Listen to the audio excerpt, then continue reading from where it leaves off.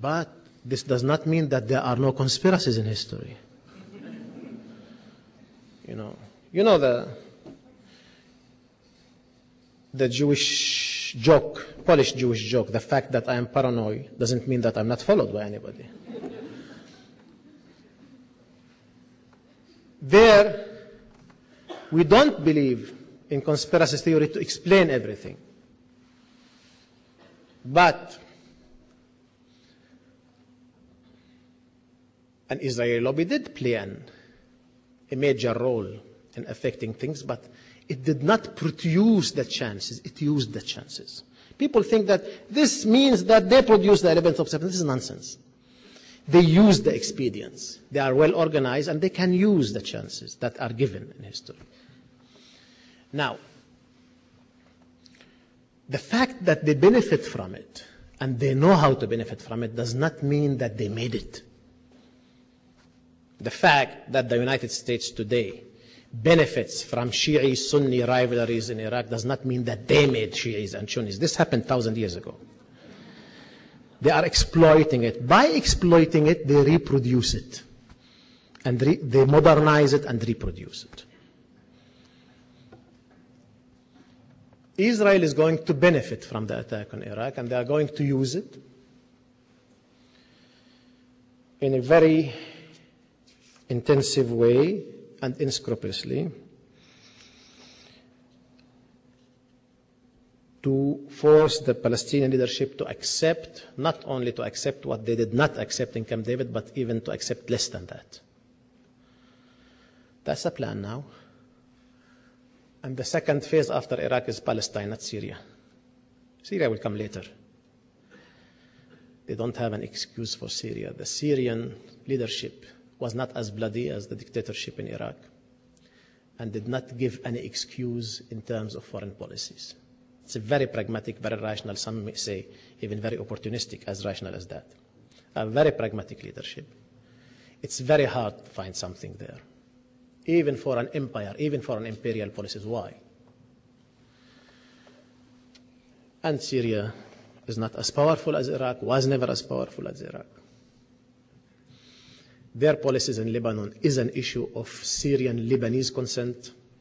Of course, there are opposition. There is opposition, but the majority in both countries see that this is one strategic space you cannot disconnect. You cannot disconnect. And 17th of May failed when there was an attempt of a minority in Lebanon to close separate peace between Lebanon and Israel. And it will fail also in the future. It's not going to happen. But in the case of Palestine, a demonization process already happened to Yasser Arafat. And the methods that were used against him remind you of the methods that were used in the case of Iraq. In certain cases, the same terminology. He's behind everything, he's everywhere, he's responsible for everything. And his personal name, even, repeating. Demonization process in an unprecedented way. Since Camp David, since he dared to say no to American and Israeli dictate. That's all. He was a nice guy day before. A day before. And he was welcome in the saloons of the White House. Everything was okay. But after his rejection to accept the Israeli-American dictate, a demonization process started, and we know its end now. What's going on with Yasser Arafat in the so-called West, in the West. His legitimacy, the fact that he's not accepted diplomatically. So the calls began for reform in the Palestinian administration. And I tell you, not only it does not mean democracy, it has to be anti-democratic. It has to be anti-democratic. The reform has to mean putting in jail people who enjoy more popularity than the people who put them in jail. It has to be anti-democratic. Not only Marwan Barghouti is an elected representative of the Palestinian people in the legislative, which was produced by Oslo, not by the Palestinians. The Legislative Council is a term of Oslo. Not only this, Hussam Khadir, 5 weeks ago, a friend of mine, also member of the Legislative Council, elected like I am elected, is in jail. And there will be others in jail in order to let this pass. You can't pass the Israeli-American dictate without putting many, many democratic Palestinians in jails. And without shutting the mouth of press, and without buying people, and without bribing people. And you can't bribe without corruption. Bribe is corruption. You can't be fighting corruption and buying people. You know, buying people to fight corruption, that's nice. So, they will be doing that in order to pass the American-Israeli dictate. If Yasser Arafat understands this and go to exile alone, that would be nice. If not, force will be used, either internally or from the outside. They prefer it that it's internally. They prefer it internally. And this turns part of the leadership of the Palestinian people into mercenaries.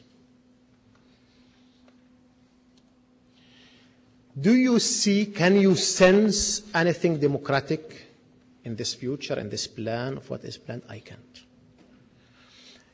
Now, where do we stand in such a case? Of course, I can go on and on and on with the scenarios and with the analysis.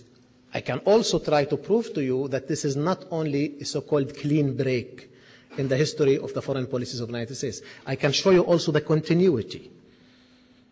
I can show you the continuity between the double containment of Iraq, Iran, of Clinton, Mr. Clinton, and the axis of evil. I can show you the continuity between blocking now any real peace movement in Israel and the fact that Dennis Ross fought against Oslo. He was working against Oslo, and he never believed in Oslo. And the fact that the Palestinians and the Israelis had to go to Oslo, not in Washington, because Washington was against that. Washington was against Oslo. But they accepted it as a fait accompli because Israel accepted it. And that was not this administration. So it's not only break, there is continuity and break. I don't want to go on with that. I have to, somebody have to shut me up. And, huh? Huh?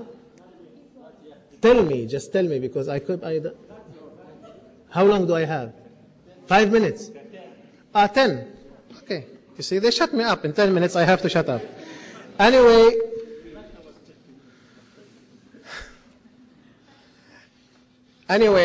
no, I use the opportunity because, it's not talking in the Knesset. It's nice. I'm relaxed.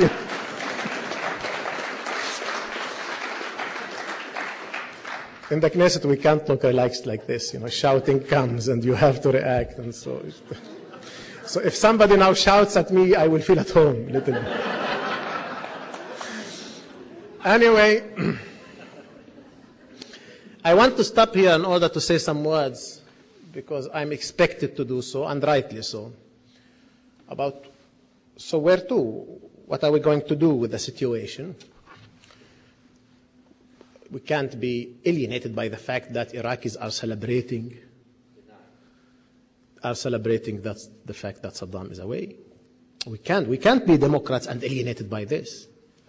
Well, let's remember first one thing. Many things, but first, let's remember that people who are celebrating are exactly sufficient numbers for TV cameras. It's not hundreds of thousands of people celebrating. But still, the Iraqi people will feel relief without Saddam Hussein. It was a bloody dictatorship. I hope it was. And that is. Second,